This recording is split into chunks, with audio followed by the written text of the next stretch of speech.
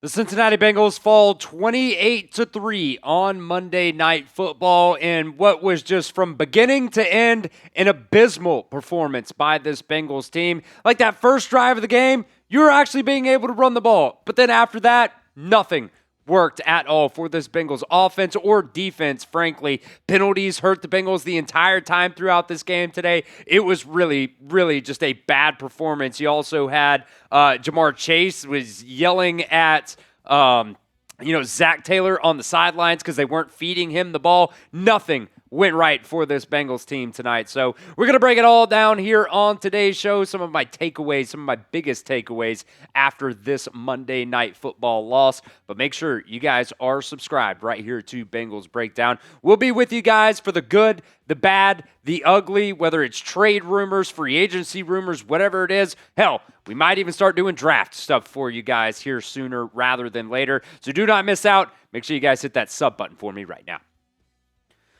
All right, before we get into some of the takeaways, really the only key injury to talk about here today is going to be Charlie Jones. He ended up leaving in the third quarter with a right ankle injury. He was questionable to return, ended up not returning. I got to assume it was because this game was way just far out of reach by that point. There was no point for Charlie Jones to end up going back in the game if he could go in the game. So we'll continue to monitor it. We'll see what comes out tomorrow and the next day for the press conferences and things like that when it comes to Charlie Jones's injury. But that was really the big one that we needed to touch on, injury-wise for the Bengals. All right, let's get into some takeaways for this Monday Night Football loss against the Broncos. Penalties. Number one, you absolutely killed yourself with penalties tonight. It was abysmal. It was one of the worst performances I saw, in terms of the amount of penalties that you had called on you tonight. You had 11 penalties for 65 yards in this game. Every single time the Bengals had a play that was positive, what happened? Came back because of a penalty. It almost seemed like there should have been way more penalties in this game. There were 18 in total, 11 by the Bengals, 7 by the Broncos. You had 8 penalties at halftime, which it seemed like even more than that. But they even throw up a nice little stat for us right as we were going to halftime. That was tied for the most penalties in the first half of a Bengals game in the last 15 years. Every single time you had something good go right for you, it just came back because of a penalty. I think it was early in that second half. You hit T. Higgins all the way down to the 20-yard line. It was like a 37-yard pass. Beautiful pass by Jake Browning to T. Higgins. Try to get some things started. Comes back because of a penalty. In the first half, if my count is correct, you had like 6 pre-snap penalties. What does that come down to? In my opinion, comes down to coaching. And we'll talk about coaching here in just a second. But I want to hear from you guys down at the pinned comment of today's show. Grade the Bengals' performance versus the Broncos tonight, A, B, C, D, or F. I personally think it's an F, but it's a democracy here on Bengals Breakdown, so let me know what you guys think. Grade the Bengals versus the Broncos, A, B, C, D, or F, down at the pinned comment of today's video.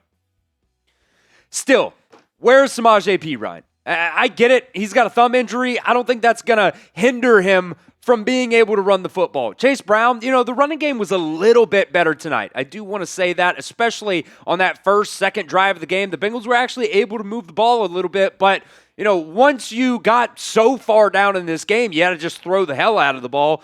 Chase Brown had 10 carries for 40 yards in this game, no touchdowns, but still, Samaje Perine had 1 carry for 4 yards. I don't think a thumb injury is something that especially when, you avoided a bigger injury is what they said it was anyways. He really wasn't on the injury report all week long. You've got to be able to change something up for the Bengals to be able to consistently run the football. You put Jalen Rivers out there. He helped a little bit in the run game, but just overall, the Bengals offensive line is just not good at all. So, we asked for it. We wanted to see some more Samaje Perine. Even Taj Brooks, somebody. You've got to be able to change something else or something up. If you keep doing the same thing over and over and over again and you are getting the same result, what does that mean? It means you're crazy. I don't know what the saying is. It means you're crazy.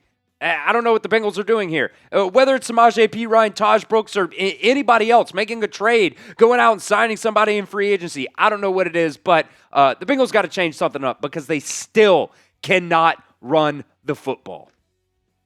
All right, we'll come back to some more takeaways here in just a second, but the sponsor of today's show is Omaha Steaks. Probably the best thing you saw tonight after that Bengals game is this deal from Omaha Steaks. During the Red Hot Sales event, you can get 50% off site-wide at omahasteaks.com. Plus, our listeners here at Bengals Breakdown get an additional $35 off just by using promo code Bengals at checkout.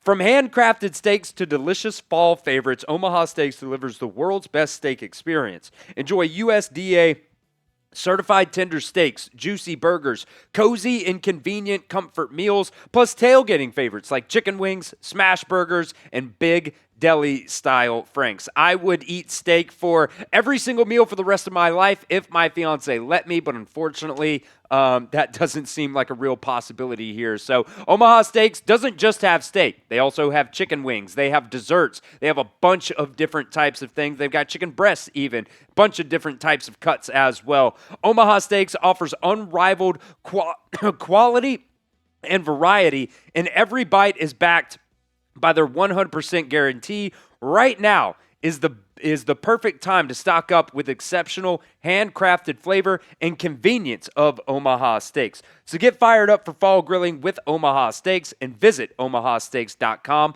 for 50% off site-wide during the Red Hot Sales event. And for an extra $35 off, use promo code Bengals at checkout.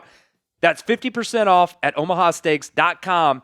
And you also get an additional $35 off just by using promo code Bengals at checkout. That link is down in the comment section of today's show. It's also going to be down in the description of today's show as well. You can also go to omahasteaks.com to see more details. Takeaway number 3. I've kind of been defending Al Golden for the past couple of weeks because I think the defense has played better in the past couple of weeks than they were last year, but that's really not saying much at the end of the day. The Bengals in this game today, if I'm not mistaken, I think they gave up over 512 yards of total offense for the Broncos today, 326 yards passing. It was just a terrible performance by this Bengals defense. And at the end of the game, they just flat out gave up. You saw guys just jogging out there. They were, arm tackling, just letting guys run through them. It was bad. It was bad overall. And I just don't understand this continuous lack of trying to change anything up. They made a big point tonight talking about the Bengals' lack of actually dialing up any types of blitzes, a lack of dialing up any type of pressure. When all you have is Trey Hendrickson, he didn't do anything tonight either. What else are you going to do? Your linebackers can't cover anybody either. This Bengals defense is just not very good, and I don't think Al Golden's fixing it. I think just the evaluation of players, which we'll get to here in just a second, is really the big key factor of why this Bengals team can just not get better on defense. So the Bengals are 2-2 now. Joe Burrow is going to be out until December. You have Jake Browning at quarterback. I want to hear from you guys. Is the season over? Let me know what you guys think down in the comments section. Type Y for yes or N for no. Maybe you're a little bit more positive than me about this, but I'm not seeing a very, very bright future for this Bengals team. But let me know what you guys think down in the comments section of today's show. I'm with you guys at this point. Zac Taylor, Duke Tobin, they got to go. They just flat out cannot evaluate talent. I just don't know any way else to say it. How many top 100 picks have you just absolutely wasted over the past couple years? Just a couple names to throw out. Jermaine Burton, he was another healthy scratch today. He didn't play. Also, he he was late for a practice this week, so still something on him there. McKinley Jackson, another top 100 pick. He was a healthy scratch today. Chris Jenkins Jr., he's kind of hit and miss sometimes. Cam Taylor-Britt getting absolutely cooked all day long. I'm sure there's some more guys that I'm missing here that I'm just kind of overlooking right now. They just can't evaluate talent. And, there were some people in the chat that were like, okay, scratch this year, whatever, up to a loss, go build through the draft. You can't build through the draft if you are just missing on players constantly. And, that's really on Duke Tobin a lot, Zac Taylor too. Zac Taylor just cannot win a football game if Joe Burrow's not at quarterback. Just flat out cannot do it. You know how many coaches can win games with Joe Burrow at quarterback? I would say most of them in the NFL. So at this point, I'm with you guys. Get rid of Zac Taylor. Get rid of Duke Tobin. Number 5 takeaway from this game today, Bengals fans deserve better than what they are getting. And, I know I'm saying fire Zac Taylor, fire Duke Tobin, but I cannot imagine that this Bengals ownership actually cares enough to actually make a change. I just genuinely can't. You had 16 years under Marvin Lewis. You're super mediocre throughout those 16 years. I think you went to the playoffs only 6 times in those 16 years, and they're going to chalk up those first 2 years under Zac Taylor as L's. The first year, you didn't have Joe Burrow. The second year, you had Joe Burrow as a rookie. He ended up tearing his ACL. You go to the playoffs the next couple of years, and then, but when you don't have Joe Burrow, you don't go to the playoffs. And let's be completely honest with ourselves. Joe Burrow and Jamar Chase were the easiest evaluations in the NFL draft. Anybody could have hit on those 2 picks. So I'm with you, Bengals fans. You deserve better than what you're getting right now from this Bengals franchise, from the very top all the way down to the very bottom. You deserve more, and I'm sorry. This absolutely sucks to go out there and just continue to see performances like this.